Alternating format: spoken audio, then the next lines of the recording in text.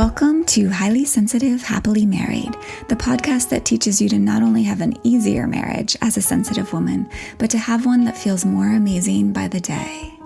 Where you'll hear relatable stories, love advice that works, and coaching on how to have a marriage where feeling upset and disconnected is a thing of the past, and where instead a sense of loving connection and even fun and lightness is the norm. I'm Hannah Brooks, highly sensitive person, love expert, and marriage coach, and I'm so happy to be on this journey with you. Hello, my friends. I hope you are doing so well today. I am doing quite well. I'm so enjoying that spring is finally here. It's sunny and the birds are chirping and it just lifts my spirits. And I've noticed that it also is lifting my kids' spirits, except my 16-year-old is trying to milk the winter for all he can. Over the last year or two, I've been watching him become like a very dedicated skier, downhill skier. He's, I would even say, kind of obsessed, very passionate, maybe is a better way of putting it. And he's still like going to the mountain, even though it's barely even open, right? Soon it will close, but he's really milking it for all he can. And this is kind of what I want to talk about today, not skiing. This will be relevant to you in a moment, but I've watched my son who just be so dedicated to growing as a skier. This wasn't something I necessarily chose for him. He just became passionate about it. And it's really been fun for me and also kind of nerve-wracking, honestly. He loves doing tricks. It's been fun and I've been deeply impressed with what he can do on skis. Right? It's been amazing to watch him progress and grow and become so good at these crazy flips and twists and spins and all these things he's doing. And what's really impressed me about it is how dedicated he's been. Like, he's been highly dedicated in a way that he really hasn't been with tons of things in his life. And I've been reflecting on, what's the difference? Like, why does he not dedicate himself to certain things? And why does he go so all in on other things like skiing? And I think the answer is really simple. It's just that he values those other things less. He values skiing, right? And certain things that come with that more. And so all of this to say, like, my point here is that when we are really clear about what really matters to us, we put in the focus and attention and energy, what it takes to sort of succeed at that thing, right? What we find truly valuable, we put our attention into. Right? And then we get good at that thing, right? So that's what we're actually going to be talking about today and seeing more clearly than normal, the value of having a marriage that you feel so good in, right? Like, being clear about the value of having a happy marriage will help you be able to get behind it more and create a much happier marriage. So I'm really excited to dive in and share this with you.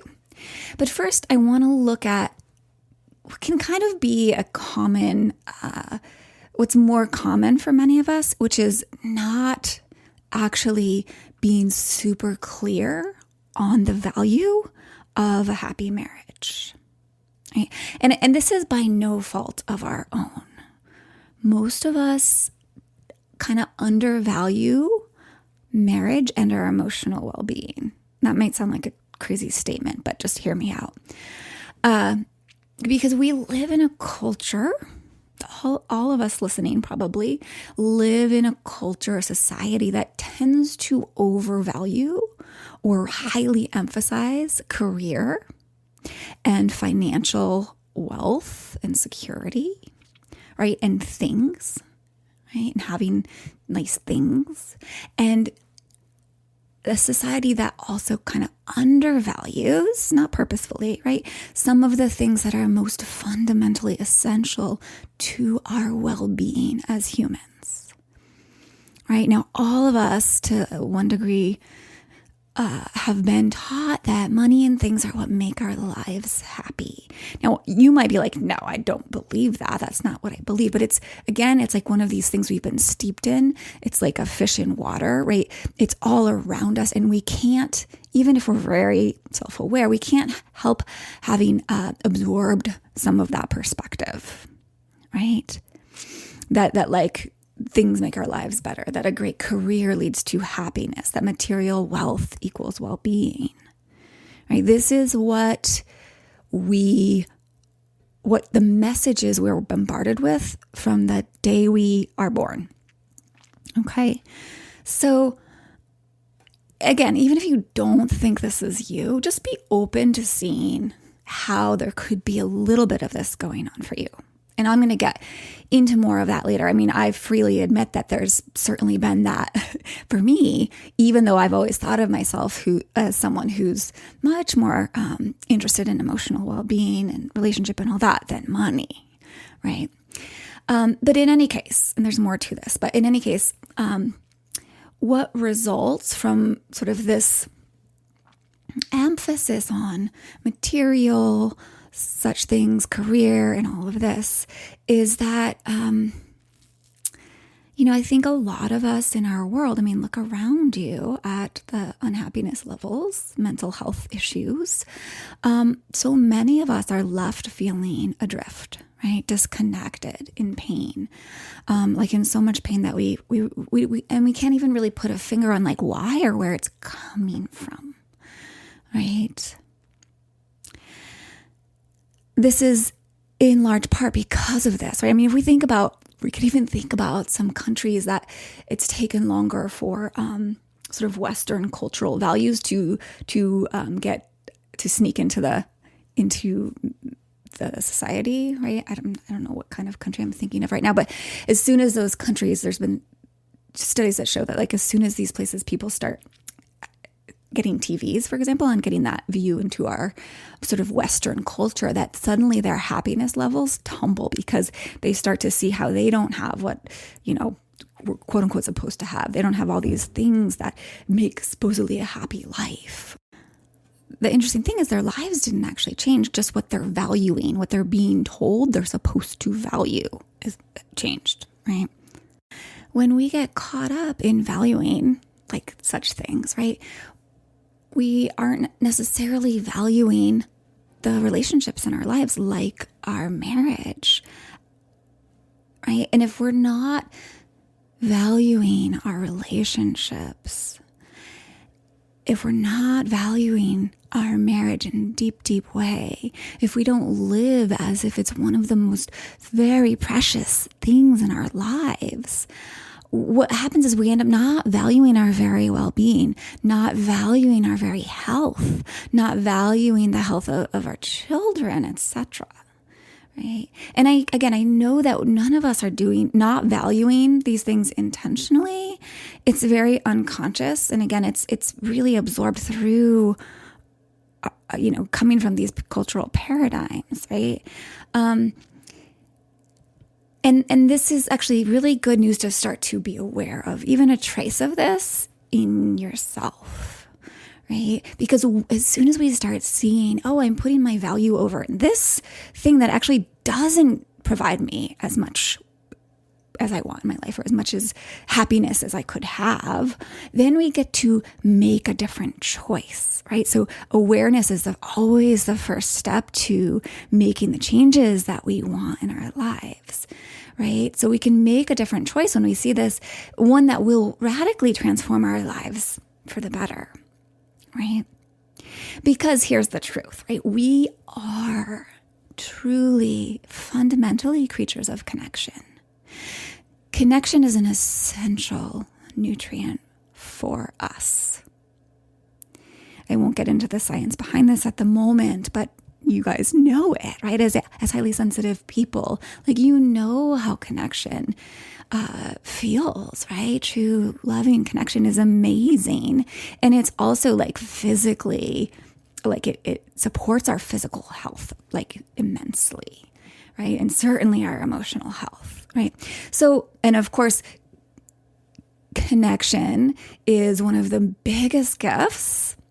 Connection, support, interpersonal, just respect and love and understanding and all of that. Like that is at the heart of a happy, healthy marriage, right? So once we truly and deeply see how important and how much a healthy, loving marriage provides for us, we naturally value it even more, right? And when we truly value something, we act as if it matters, right? When we don't just think it matters, right? We're not like, yeah, of course a marriage matters, right? We act as if it matters, right? We put our, what's that saying? Like we put our money where our mouth is. Is that right? Something like that, right? Right? We actually put that thing that we value at the center of our lives. We put effort and care and attention into it, right? Like my son with his skiing. And when we do that in our marriages, we make our marriages even better. Like I say all the time, right? Our marriages require attention and intention, right? Intentional attention to them, right? And then we reap even deeper rewards from them. Right? So it's, again, I'm always talking about these positive snowball effects, but here is one of them. Okay? So, shedding light on the deep value of a healthy, happy marriage will help you, right? It will help you to be able to put more attention into that marriage so that you'll get to reap the rewards of it, providing you even more value in your life. And that's what I want to offer you today. And, it will really help you to help you choose to make your marriage, make the love, make the connection, make the understanding in there like a true priority in your life so that you can finally have like a truly deep sense of well-being and joy that, all of us are wanting, right? And that has perhaps for you felt kind of elusive, right? That's a pretty common experience in our world these days. So without further ado, I want to dive in and share some of the places where where having a loving marriage really does provide so much value in our lives. And I'm going to really use my own life for some of these and share a little bit of other tidbits that I've learned about the value a healthy, happy marriage provides us as humans. And the way I want to do this is I'm going to break it down into two categories. Basically, the concrete, tangible things that a marriage actually provides us, right? A healthy marriage provides, as well as the sort of what I'm calling the emotional intangibles. There's things they're not like things you can hold in your hand necessarily, but they're more like this overall richness and well-being that come from it, right? Things that make our lives rich and joyful. Right. So, and just keep in mind that what I'm offering you here is just scratching the surface, right? I'm sure I've missed so many things from this list, but it's a good start. All right. So here are some of the concrete, tangible things that I gained from my marriage and we tend to gain from a healthy, happy marriage. The first kind of category in the concrete, tangible things category is time and energy, right? We gain time and energy when we have a partner. For me, I've gained someone to parent my kids with me, right? Someone to put the kids to bed, someone to help around the house, help with chores and maintain the house, right? Someone to do the shopping or run errands and do the sort of, daily tasks that keep a healthy home and family running, right? Someone to stay home and take care of the kid when the kid is sick, right? So I can go work, so that I can show up for my clients, and someone to take care of me when I'm sick, right? In my marriage, I've also gained a mother-in-law who lives next door, right?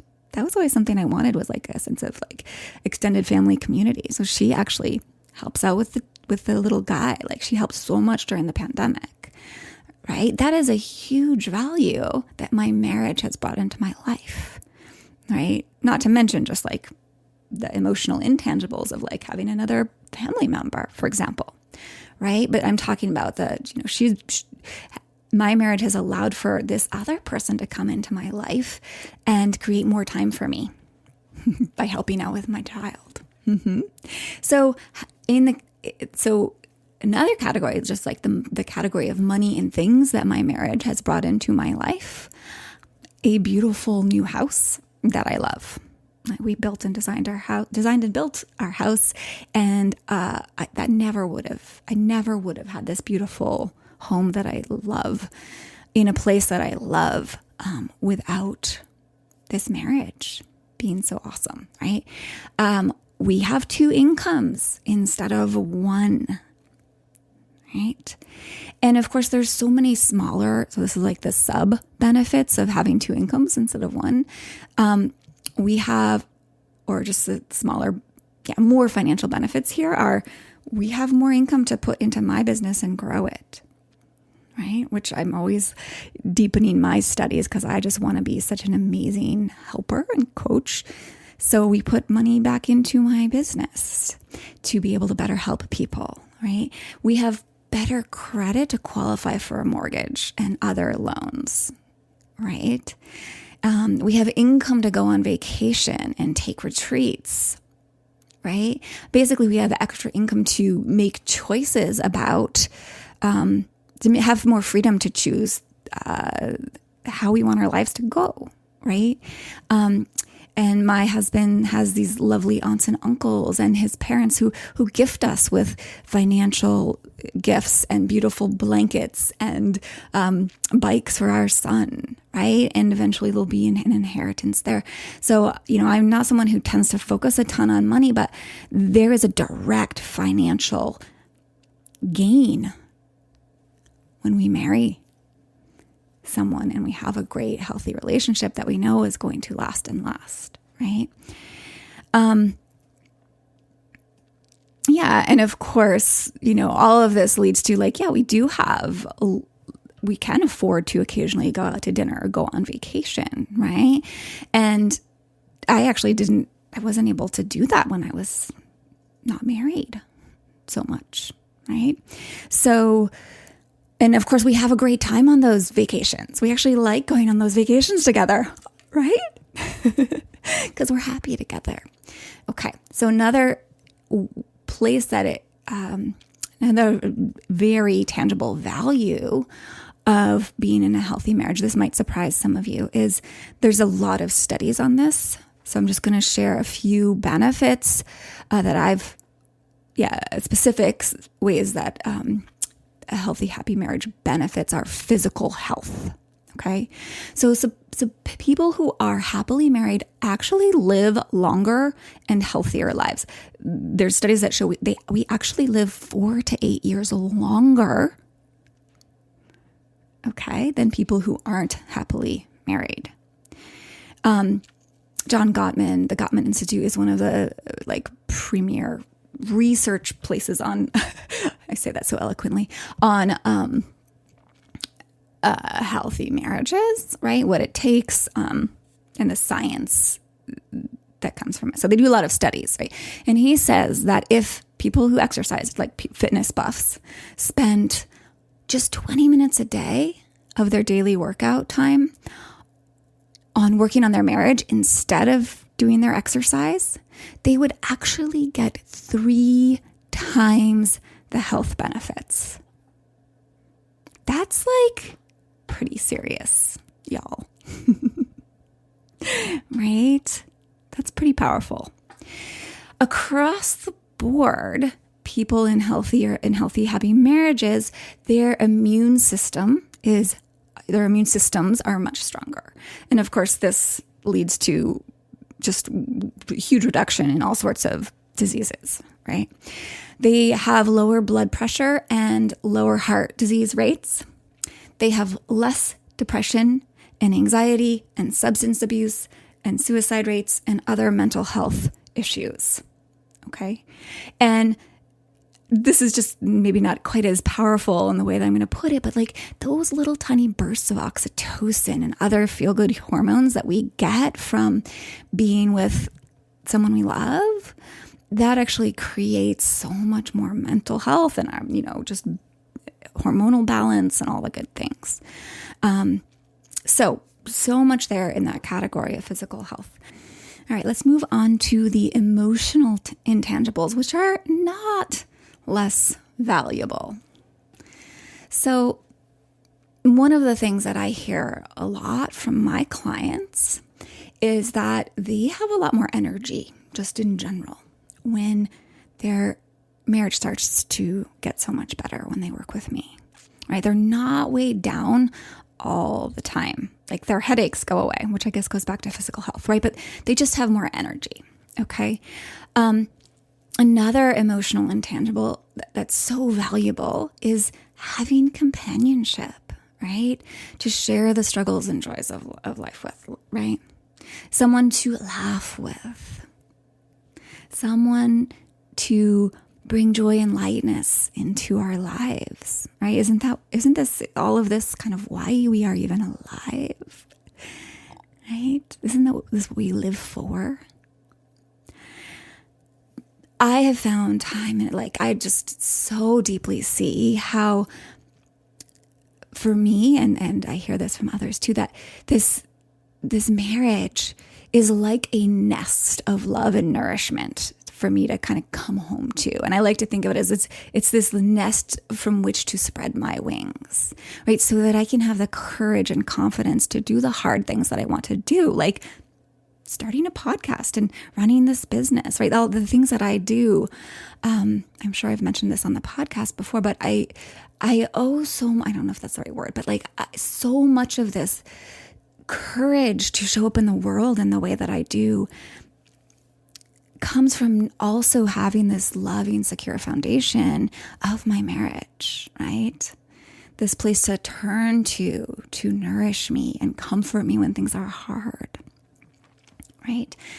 And of course, obviously, another important thing, emotional, intangible that we get in our marriages is love. Right? And someone to love. I know we often think about, we get to be loved. And yeah, that's true. That's someone to be loved by is one of the things we gain from being in this marriage. Right. But we also get to love. We have someone to love, which is beautiful and so lovely, because when we feel love, it feels amazing. And there's just so many benefits to feeling love. That's for us to feel love. All right. One other little thing that's obvious to me is I get reminders of how good I am, of how lovable I am, daily and sometimes even hourly in my marriage, right? That's an amazing thing to have that being having my goodness reflected back to me, here and there and everywhere. It's there's no money price I could put on that. And then another really big emotional intangible that I think so many of us highly sensitive people can relate to is growth, personal growth. Our marriages are containers to grow into the very best person that we can be. I mean, I definitely think about my marriage like that, right? It's because of this marriage that I've had this space in which to get challenged by and rub up against the hard things so that I can become someone I feel so good about being, right? I think marriage is nothing if not a womb to grow our own best selves, right? I've become more patient. I've become more genuinely loving. I've become, more playful, all of these things. I could go on. And I feel so good about this person, me, that I've become because I've had this container and I've had the willingness to really grow, right? I've used my marriage to grow, and it's so rewarding. All right, I'm sure we could go on and on about the value that a healthy, happy marriage provides, but it's a lot already, right? So, and I want you to stay tuned for help on seeing how much value your marriage, if and when it's the healthy, happy one you want it to be, like what kind of value that can bring into your life. So stay tuned. I'm going to help you with that in a few minutes. But first, I want to take a minute to sort of circle back to, again, what kind of gets in our way of acting as if our marriages are this precious, valuable thing, right? So in my work, I am lucky enough to get to talk to a lot of women who hop on a consult or who end up being my clients. And these are women who believe they want a better marriage, right? Otherwise, they wouldn't reach out to me. But when it comes down to it, something stops them. And it's usually they aren't willing to invest the time, the energy, and the money into growing this incredibly lovely marriage. So what's really going on often is that they're buying into this belief that material security creates emotional security, or as one of my coaches calls it, emotional wealth, right? That,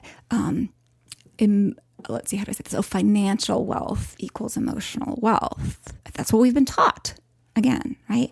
And I know I've been there believing that too, right? There was a time I did not understand that by investing my energy and money and time into growing my loving connection with my husband or my man, I didn't understand that that was investing in my security and my wealth, right? The kind that most matters, my emotional wealth. And, and ultimately, by extension, right, my financial wealth came after the emotional wealth was there, if that makes sense, right? So I get it, and I'm certainly not trying to tell you what you should want, right? Whatever you want, whatever you value is valid, right? It's totally all right to want whatever you want. But my goal with this podcast is really just to help you get clear on what you actually do most value, right? So you can put the full force of that into bringing what you value into your life. But let's be really clear about what we are really valuing when we think what matters to us is having money and time and not expending lots of energy. We think having those things is going to make us feel how we want to feel. Right? We want money, we want time, and we want not to expend energy so that we can feel a certain way, right? Like beyond the basics of food and shelter and healthcare, we save money and spend money on things so that we can feel happy, right? That's the point, to make us feel a certain way. Vacations, nice cars, pretty clothes, like even things like art classes and dinner out and hair salons, all of this, right? All these things we think will make us feel happy or feel good. So you can see how what we really want actually is to feel good. That's what we actually value. And so the question becomes, what really makes us feel good? What makes us feel the best, right? Is it that rug that you want that will make your house a little bit prettier? Is that really going to bring you the same amount of happiness as having a deep, secure, supportive relationship, right? And I'm kind of poking fun at my lovely client, Lauren. Love her so much. We did a podcast together, and we talked about how, when she first came to coach with me, she was at first deciding, should she buy this area rug or should she come coach with me? And we joked about it later. It turns out she actually was able to get the rug during our coaching anyway. Anyway, that was a total side note. But really, like, feeling good and having love in our lives is what we really want, most of us. That is true wealth, right? Aside from meeting our survival needs, right? It's the reason we want all those other things, because we think that's what's gonna bring feeling good into our lives. I want to illustrate this a little bit more concretely for you by looking at one of the things we tend to value or put a lot of emphasis on and work hard for in our lives. So a lot of us kind of squirrel away our money for retirement because we think that's what's going to create happiness for us in the future, right? I get it. Makes total sense. But if you are not happy in your marriage, in that future retirement, or up until that future retirement, are you really going to be happy in that retirement? Right?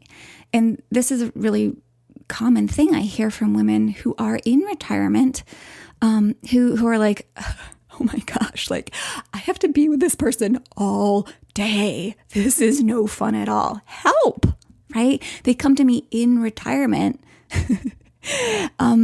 And I love them. I love that they're willing to get that help at that point. It's beautiful. And, but right, they've kind of like waited until then to create that happiness in their marriage because they were, valuing other things more, like saving for retirement or raising their kids or having their career, right?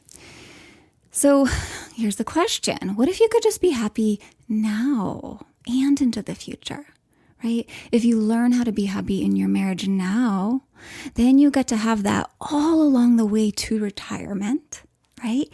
And you get to keep that for the rest of your life and truly actually love retirement, right? So material wealth, again, does not equal emotional wealth. And when we think that it does, it can lead us into what we could call, my coach calls, emotional poverty. Right? So what if instead of spending money and time and energy on all those things we think will bring us happiness, we took the shortcut to real happiness and fulfillment? By investing that time and money and energy into your relationship with your partner and your relationship with yourself now, right? Right? That is where real emotional wealth and health resides always, right? Your marriage and your relationship with yourself, like all of this is where genuine happiness comes from. And creating that loving relationship comes naturally when we see the incredible value of a happy marriage, right? Because then we're motivated to put our attention there, invest our energy there, right? But I don't want you to just take this from me, right? I want you to explore for yourself what you value most, what matters most to you. So I have a few questions that I invite you to answer for yourself, like really being honest and really giving this some deep reflection. And I know you're so good at this as a highly sensitive person. It's our gift to reflect deeply on something. So I've got a few questions for you. So I highly recommend you write them in a journal and then let yourself journal on them. So here they are. What is it costing you financially, emotionally, and health-wise? And how you, and like in terms of how you think about your future, right? To be unhappy in your marriage. Obviously, this question assumes that you aren't as happy as you could be in your marriage. So what is the cost of that for you personally, financially, emotionally, health-wise, right? And in terms of how you think about your future. Okay, here's another separate question. When you look back on your life at the very end of it, what will you wish you had made important? If you changed nothing about your life today, will you feel regret at the end of your life looking back, or will you feel satisfaction? What would you need to change now to, at the end of your life, be able to look back and be like, wow, I loved my life. I focused on what really mattered. That's such a good question.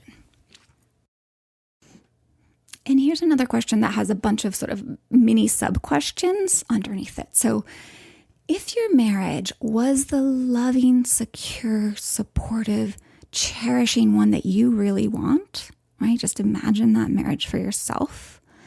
Here are the questions. What would be the real value for you in terms of your finances, right? Like, what would that do for your money life, your material life? What would that provide for you in terms of your physical health? How would that help your health? How would it benefit how you thought about the rest of your life? Like, how might that impact the way you dream about your future and the plans that you make for your future? How would it impact your children and your grandchildren? How would it affect how good you feel about you? How would it impact your happiness and your joy and your sense of security and just the experience, emotional experience of this life? And then how would having the marriage that you want impact the whole rest of your life for the better, right? Including your career. I highly encourage you to answer all of these questions. But even if you choose to just answer one or two, either way, I want you to then, after you've answered them, I want you to then ask yourself this question. Is there anything that really compares or matters more in your life? Now, I want you to know there's no right or wrong answer here. This is just about really seeing what matters to you. The more we see what really matters, the more we can put our energy into what truly matters for us. And when we put that energy, that focus into what matters for us, that's when we have the best success at it.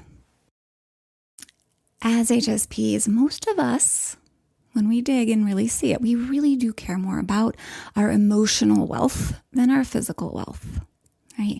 And we know emotional poverty hurts the most, right? So I hope that shedding this light on this for you will help you really see this for yourself, what matters most to you, what's most important to you, right? What you most value, so that you can choose it, so that you can claim it and make it so in your life by focusing your attention on it. And if you are clear that the well-being of your marriage and your emotional wealth, your emotional happiness is what matters most to you, or is way up there on what you value, but you're not sure how to make your marriage into the one that you would like it to be, or you just have this gut knowing that targeted, loving, expert help would make all the difference in your marriage, then please don't hesitate to reach out to me. I am taking applications to sign up for a consult call with me, to look at where your work is and decide if you're a fit to hop on my wait list. And the sooner you apply and the sooner you get on that wait list, the sooner we can get started in making your marriage the healthy, loving, supportive one you want it to be, and bringing all this enormous value, emotional wealth into your life. To get started, all you have to do is email me at hannah@lifeisworthloving.com, or you can click the schedule your consult here button in the show notes and we'll get you going. Wishing you an amazing week, and until next time, be